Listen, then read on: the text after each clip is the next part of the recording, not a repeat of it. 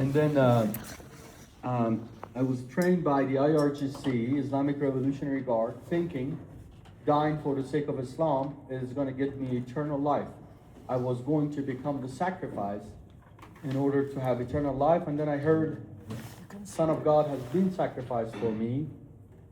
And if I only believe in that, I will have eternal life. That's the best news ever. Good news. So I accepted Christ 20 years ago. This year's 20 years. I became a Christian 2006 in Iran. And then left that lifestyle behind. And now I'm exposing it as for what it is. So, yeah. So I was born and raised a Muslim. Now I'm a Christian. And then this is the country I come from, the country of Iran. The star is the city of Tehran. And then, of course, on the bottom of the map, if you look in that's the Persian Gulf, the sea, and it says Qatar 10%. And then on the right side of it is the Strait of Hormuz, where 20% of the products, oil, and other things come through, which the IRGC controls. And the map, as you see, wherever it's greener, there are more Shia Muslims live there. So if they text you or call you, tell them I'm a little busy, I'm in the middle of a lecture. So the greener the map is, as you could see, the more Shia Muslims live there. And then I put the map of Israel for you there, just for a point of reference, because they say, I heard that Israel is the occupier of the Middle East or something like that. If they're the occupier, they're very bad at occupying, because that's the sliver of land they live in. So that's about the country, the city I come from, the region, of course. And then here I put a picture of Westerners right now. The Western world situation right now is like this. There's no problem with Muslim immigration, they say, open borders. So what's the problem with that? Most of the Christians they tell me, well, I have a very good Muslim neighbor. We're in a situation of called willful blindness, total willful blindness. And we stick our head in the sand and thinking if we continue the way we're going, everything's going to be fine. And the front man, if you see in the picture, that guy, it's the position of Tucker Carlson on Islam. And then we had there's another one that in about 6 months, she has changed. She's on Fox, and she's Megan Cayley or something like that. She's changing her position on Islam. So I thought maybe that empty space, if you see, it's going to be her on my next presentation. So unfortunately, they love the money, and the root of all evil is the love of the money. So here, I came to the U.S. about 14 years ago, and everybody was telling me I have to be nice. And then being a Christian, I looked for the word nice in the Bible. I couldn't find it. Everybody was telling me, be nice, be nice. Like it's in a beatitude in the Bible.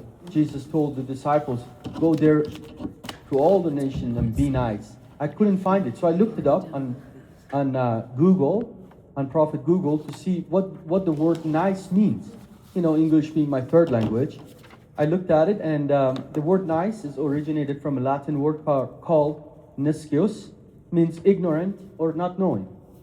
So every time they tell you be nice, they're telling you to be ignorant, to be foolish, senseless. And that is the truth. This word has been always used like that, and then just this recently has been evolved to mean pleasant or agreeable. I give you another word. The word gay used to mean happy. Now means what? Being a pervert. Right. So words can change. And the left is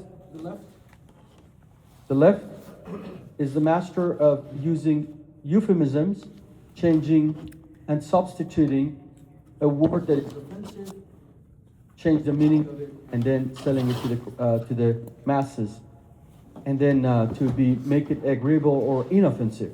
For example, Here we're on Centennial. If you go south by about a couple miles, there is the Planned Parenthood building, right? The name of the building is Planned Parenthood. Planned Parenthood is actually terminates your parenthood. They're killing your baby, so for your parenthood is going to go away. Therefore, they cannot call it the termination of Planned Parenthood. They call it Planned Parenthood. So that's euphemism. So euphemism is used to imply something unpleasant with something that is agreeable or inoffensive. So we want to fix your niceness about Islam. You're ignorant about Islam. So we want to go from not knowing to know about Islam. And because the basis of the Constitution of America and Western worldview and values are Christianity and Judeo-Christian values. So I put a couple of verses from the Bible for you here. And then Hosea 4:6, this is one of the favorite verses that everybody uses these days. My people are destroyed for being nice. You see that? It's right there in the Bible. My people are destroyed for being nice. So we want to fix that. And then Colossians chapter 1 verse 13, he says, he is Jesus. Jesus has delivered us from the power of being nice. The word darkness, if you look at the Greek translation, is talking about ignorance. So we want to fix that because Islam and other ideologies all thrive in an environment of ignorance. When you don't know about them, and they tell you, for example, Islam is the religion of peace. They tell you Islam or Muhammad, not this Muhammad, the self-diagnosed prophet of Islam, he says that I have heard these terminologies, these things in America this past 14 years, that Muhammad was the first feminist. Okay? And then these things, these statements, these claims would only fly in an environment of being nice. So we're going to fix that hopefully this morning. And then one of my favorite quotes, the abuse of language always 100% precedes the abuse of power. That is just how it is. When they abuse the power, they abuse the language. So remember, this type of ideologies, such as Islam, the one that we're talking about, thrives in an environment of ignorance. Why might you ask? Muslim will claim all sorts of absurd claims, knowing this, that you don't know anything about Islam. But when it's challenged, then you can stand against it and fix it. So, key definitions about Islam. Key definitions about Islam. The word Islam, I heard President Bush, W. Bush, started it. Not that he was the only person, but he made this international statement that Islam is the religion of peace. You remember that? Mm-hmm. He goes to a mosque after 9/11. Imagine, it's the CNN to me that the guy was standing, the buildings are burning down behind him, people are dead, and he says this is a peaceful protest. Muslims killed 3,000 Americans, and President W. Bush is saying Islam is peaceful.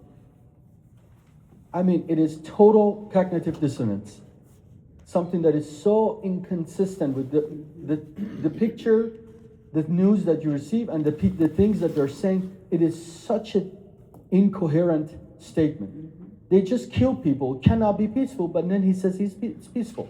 So we want to look at those definitions, what Islam means and where it comes from. Islam is the derivative word from taslim, means surrender. We're going to look at some videos to have more than one person as a witness here. Islam means surrender. Muslim or Muslima, male or female, means the person who surrenders to Islam. That person is Muslim. The ideology is Islam. And then, who are you surrendering, or what are you surrendering to, is the will of Allah, the God of Islam. And then, who is the paradigm, is the Prophet of Islam, or the Messenger, Muhammad. And then he's the pattern of conduct. And the Quran is where the will of Allah is revealed in supposed revelation, literal speech of Allah that was given to his messenger where we find that that's their primary book or doctrine. It's the direct speech of Allah.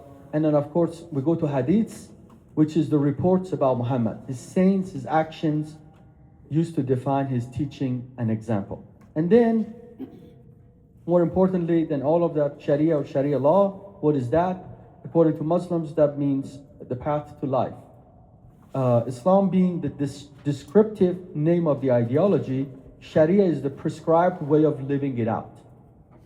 So, in order to know what Islam is, you look into the Sharia, you look into the life of Muhammad, Allah, and the Quran, and then you figure out what Islam is. So, I heard Greg Abbott and President Trump and other people say that Muslims are welcome, Islam is welcome, but we don't have a place for Sharia. One excludes the other. Let me explain to you. You are welcome. Your ideology is welcome, but you cannot, for example, bring your whatever book or what. No, it's part of the deal. If Christians are welcome, Christianity is welcome. Their book, Bible, should be included. Their doctrine, their epistles.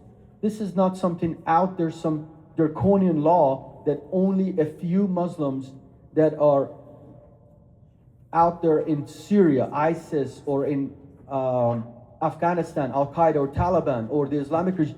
Some people decide. Sharia is what Muslims do. Sharia is the prescribed way of how Muslims live. This is not something that could be compartmentalized or separated from the life of a Muslim. It cannot. It's the same thing. If you bring Muslims, you will have Sharia. If Muslims are here, they will practice Sharia. And you cannot separate them from one another. It's the bottom line of that. So, that's the definition of Sharia. Sharia is the complete system of life. It is law. As the Constitution of America is law. Yesterday evening, if you were in my presentation, I go to in depth in Sharia.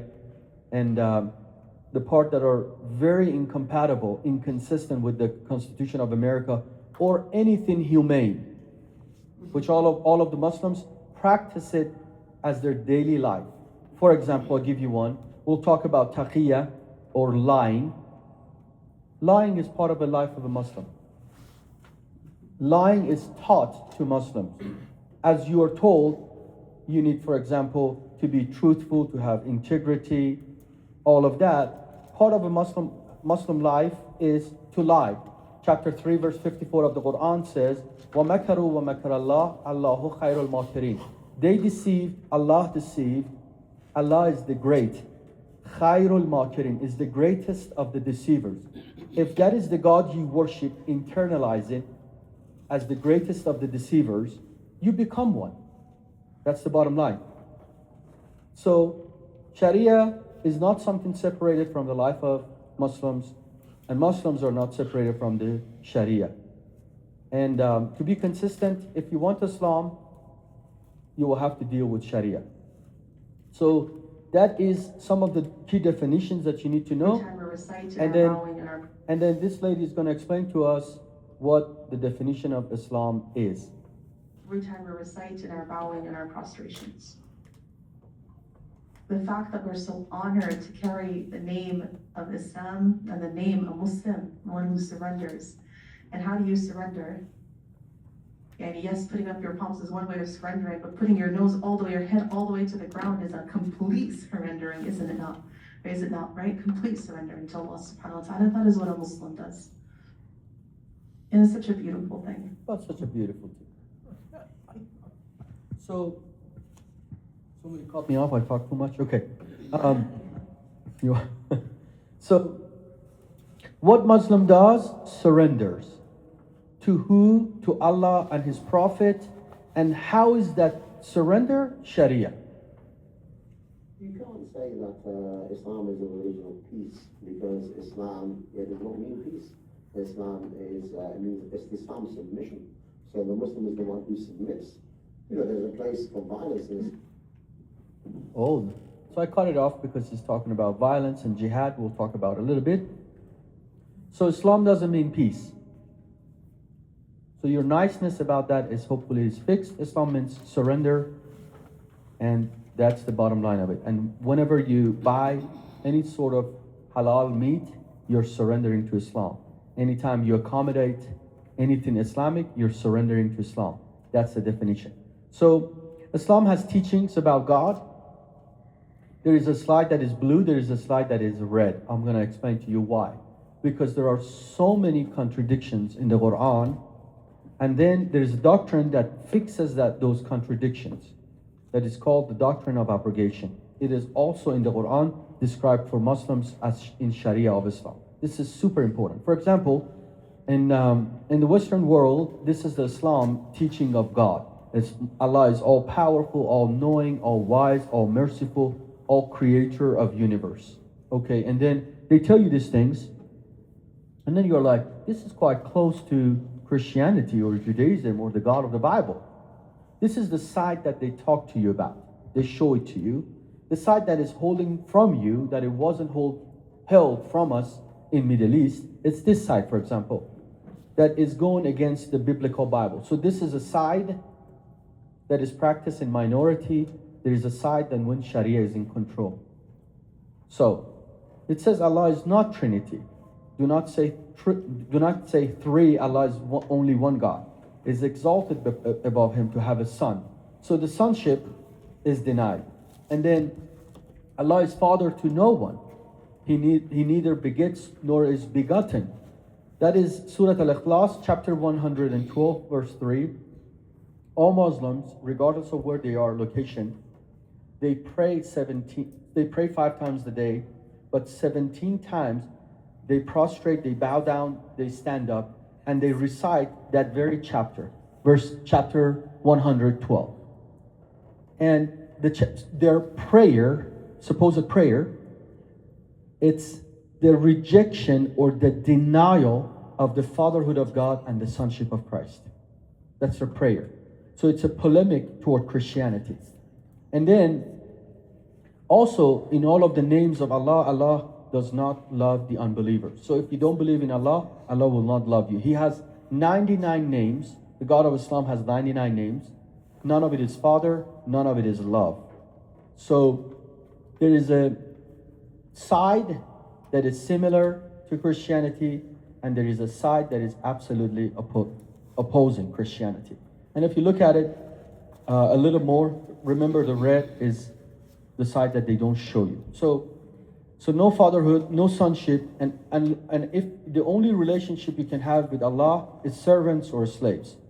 Chapter 19, verse 93, none comes to the most merciful except as a slave.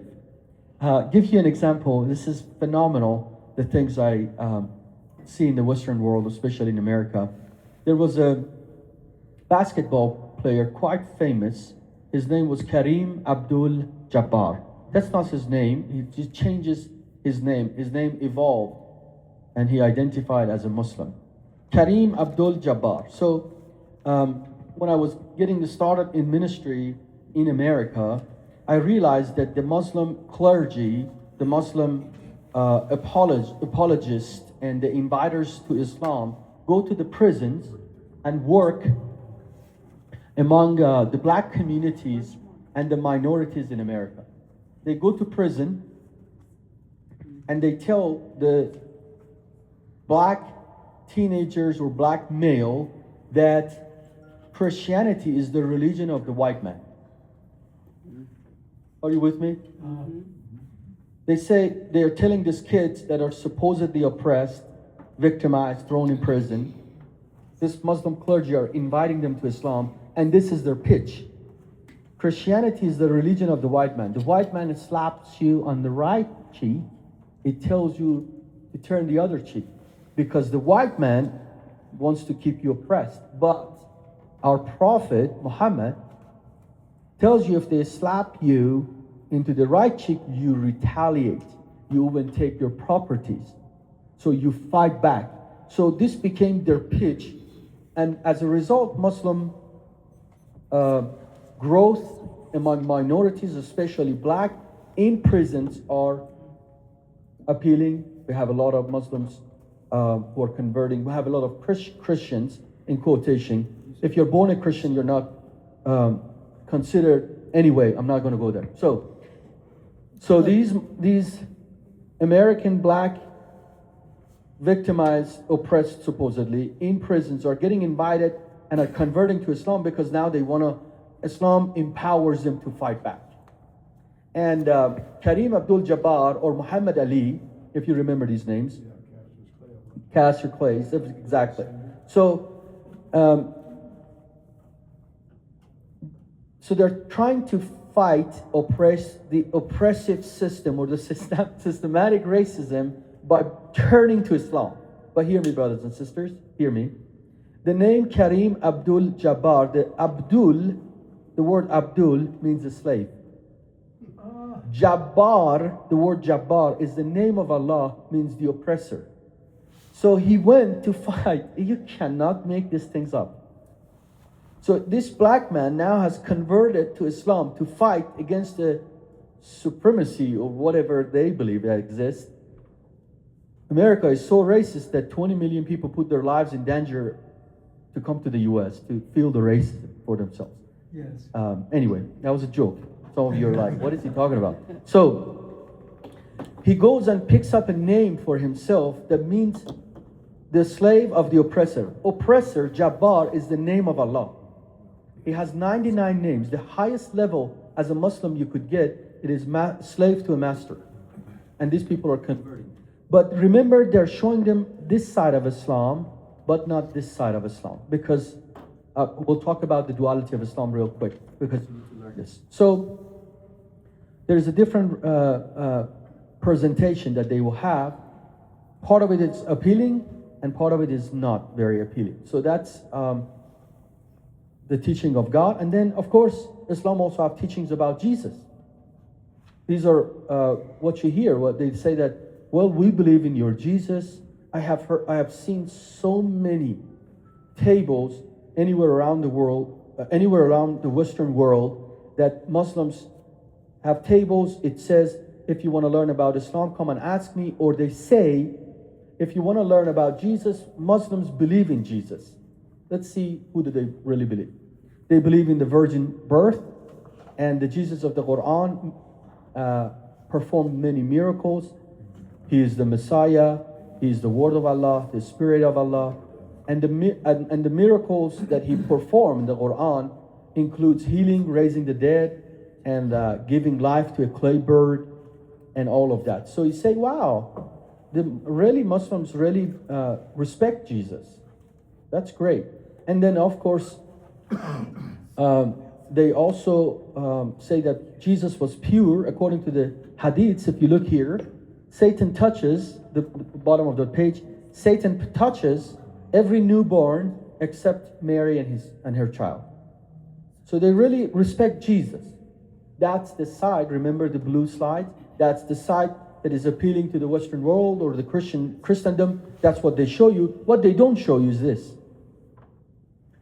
So in order to be a Christian, you have to believe in death, burial, and the resurrection of Christ.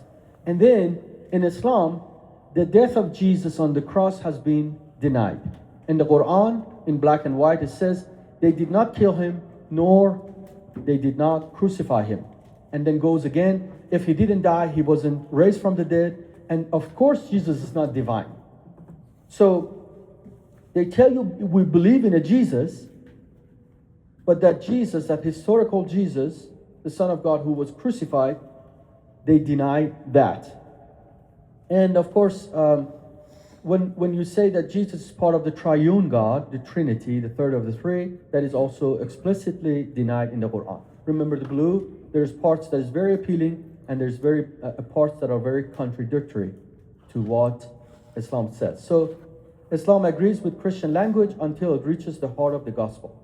Then absolutely denies or reverses it. And then Islam has teachings about Christian. This is the side that will touch your life if Islam grows in the Western world as it grew in my nation, where I come from. They say that Christians have scriptures or a book from God. O people of the book, you're not on anything except uphold the Torah and the gospel. Wow. And then they look at it in chapter 5, 82. This is one of the quotes that they give you. Christians are nearest in affection and friendship to Muslims. Wow. And then Christians are given compassion and mercy. So you look at these verses and you say, this is very great. Islam is very peaceful, tolerant. And then you see Muslims, for example, blowing themselves up, going to a church or a Christmas market, or Nigerian Christians now are being totally eliminated. Total genocide. Black lives only matters when it's advancing the left political agenda. Now those blacks that are being eliminated, it doesn't matter because they're Christians. And then you see, so if Islam says Christians are nearest in affection and friendship to Muslims and are given compassion and mercy, why did Muslims kill Christians? That's the duality of Islam. Look at it. So this is the red slide, that Christians who affirms Christ's deity are called disbelievers. So as long as you believe in a fake Jesus that didn't die, he wasn't crucified, he wasn't buried, he wasn't resurrected, he's not divine, he's not part of the triune God, as long as you believe in that, in their fake Christ, you're okay. But as soon as you say that Christ is deity, now you're called a disbeliever. Look at it. They have certainly disbelieved who say Allah is the Messiah. They have also say Allah is third of three. So if you say Christ is part of the Trinity, now you're a disbeliever.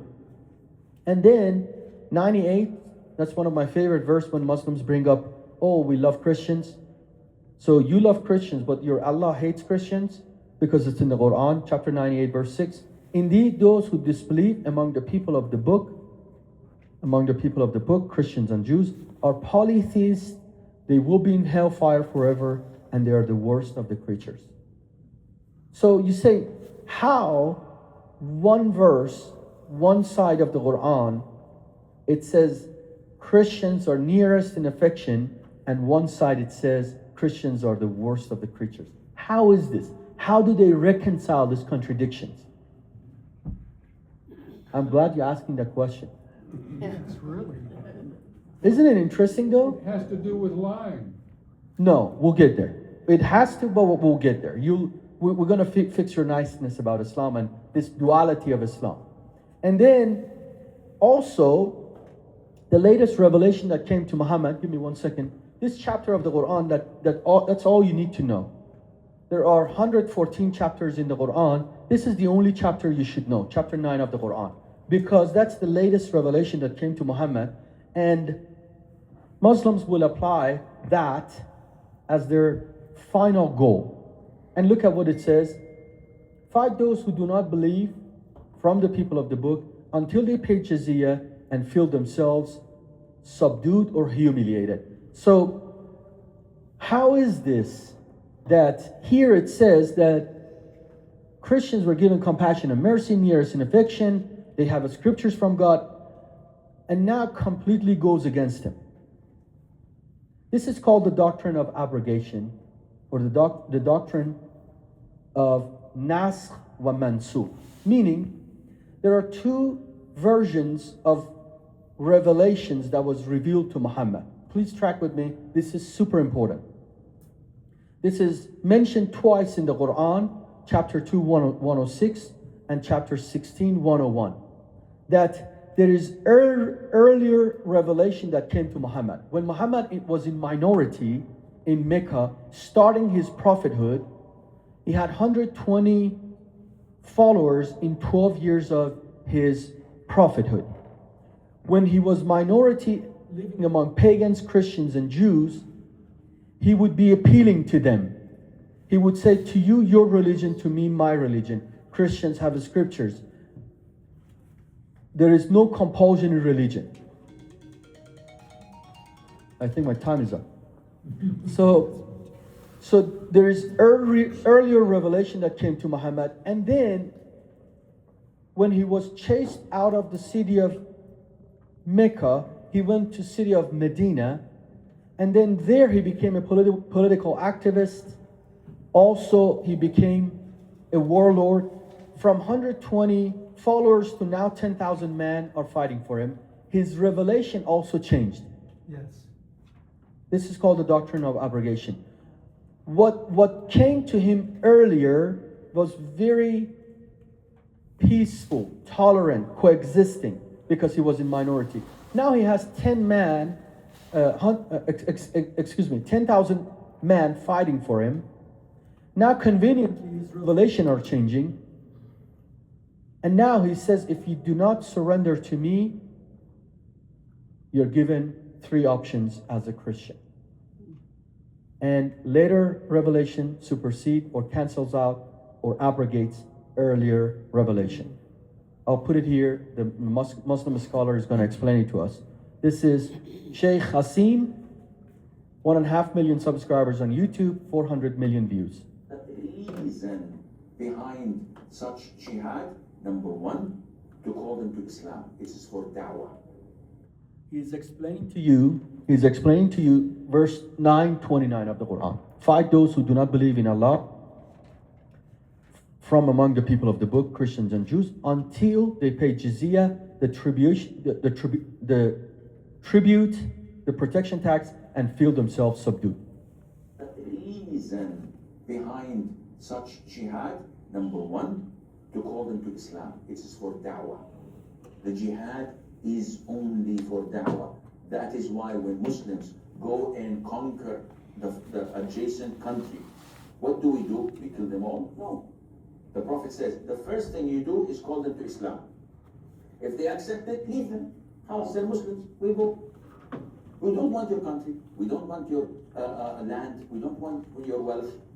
If they refuse, then tell them Allah obliged upon you to pay taxation, jizya. Stay kafir as you wish, no problem.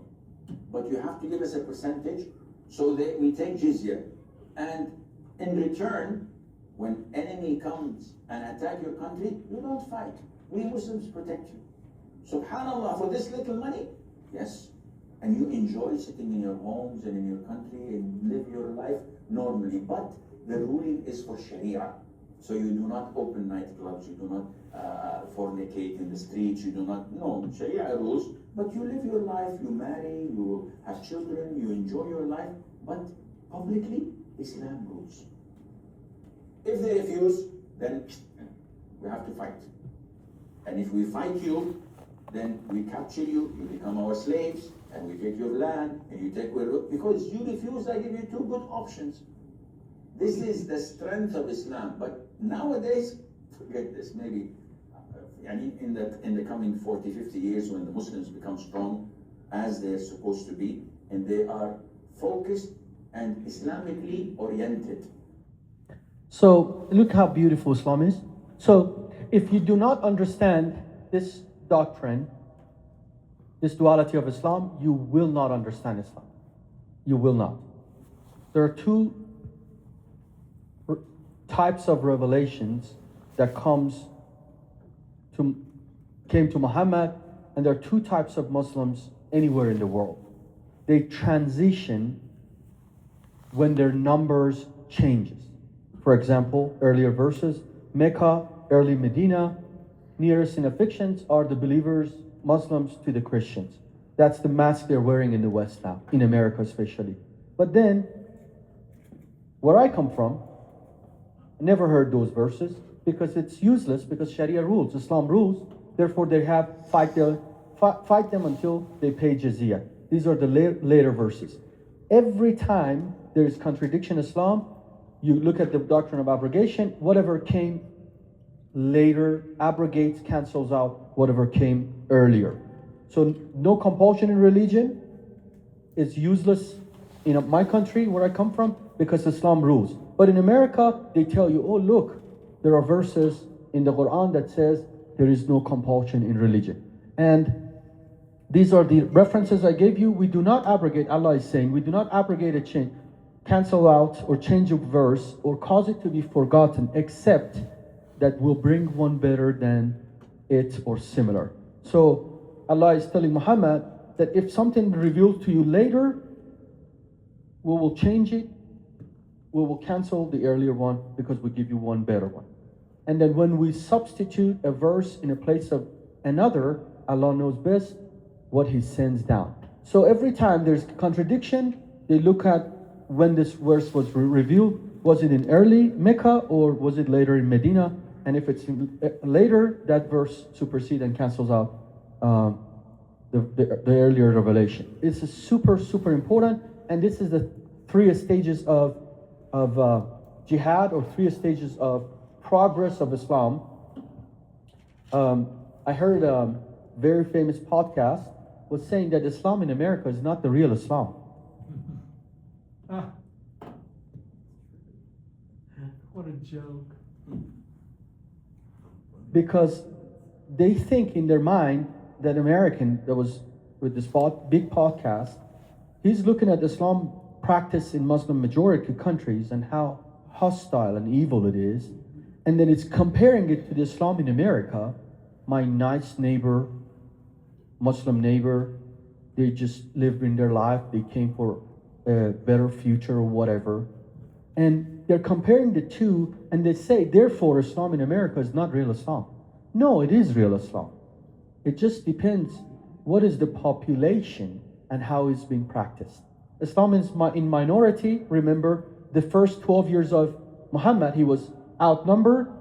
He preached to you your religion, to me my religion. That's Islam in America now. In England, fight those who fight you. They become politically active. They are all, now they're in defensive mode. They have to defend the Islamic community. So no fighting verses, to defensive warfare, and then eventually chapter 9 verse 5 of the Quran, that is, remember, chapter 9 of the Quran is the latest chapter. That's expansion and conquest. That verse is called the verse of the sword. And that verse by itself abrogates, cancels out 120 verses such as fight those who fight you, or to you your religion and mine religion. That one verse abrogates over 120 verses in the Quran. Islam is like diabetes. I give you an example. Professor Godsad uses this terminology masterfully. It says as we could project, somebody will have diabetes, we could project how Islam is going to be in 5, 10, 15, 20 years, as the Muslim Sheikh was explaining. This is about 2 to 3%. This is about 5 to 7%. And when they reach 10%, that's what's going to happen. So, when you're weak, you preach peace. You're strong, you dominate, and you're militant. And then when you have control, you will take over, and nobody will have any sorts of right but Muslims. And for Christians and Jews, as the Sheikh was explaining, they give you 2 good options: to bring your taxes, feel humble and subdued, or be their slave. It's your choice. So I'm going to stop here. I've been 45 minutes sharing this. Usually the West comforts itself with the illusion of the moderate Muslim.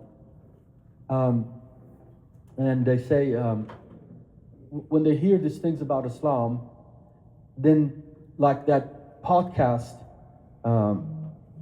person, he was saying, he was comparing, so these Muslims that are here, for example, in Colorado, why don't they cause jihad? Well, they did. In Boulder, the Egyptian man that set the Jews on fire, shouting Allahu Akbar in broad day, he was committing jihad. But there is this cognitive dissonance that you are hearing something, you're hearing the truth, but you do not want to believe it is what it is. So then in your mind you try to resolve it, then you say, well, I have a very wonderful Muslim neighbor. The Armenian genocide during World War I in Asia Minor, the Turkey of the current, there were Greek, Turks, and Armenians lived together for 35 years, supposedly peacefully. During the World War I, one leader rise up, Adnan Menderes, and he starts telling him it's time to detoxify the land of Muslims. They found an opportune time, and then he would ring a bell. It is fascinating when you read it in history. They would ring a bell like the call to the prayer, Islamic call to the prayer, and the Turkish Muslims would go into frenzy with hatchets and knives and all that and kill the Greek Christians and the Armenians. They killed 1.5 million Armenians. It's in the history. It's not even 100 years old. So what happens that the peaceful neighbor all of a sudden is a violent jihadi? It's because it's Islam, it's in Islam, and when the Muslim community and the Muslim leader call for it, they have to follow it because it is Sharia of Islam. I have a whole lot more to share, but I'll stop there. And then I brought you a copy of my book called Forsaking My Father's Religion. My testimony is in the book. All the contact of our ministry is in that book. And it's free. Our website is called IranChristians.org. We reach out to Iranians and Afghans who have a church for those ex-Muslim community here in the city. And I have a thriving YouTube channel. Everything I shared, it's on my YouTube channel. And I'm documenting Muslims who are leaving Islam for Christianity. And our ministry, as I said, it's practically about maybe 5 minutes walk on Chalk Wagon Road. So yeah, great. Hopefully you learned something and you're not nice about Islam anymore. Yeah.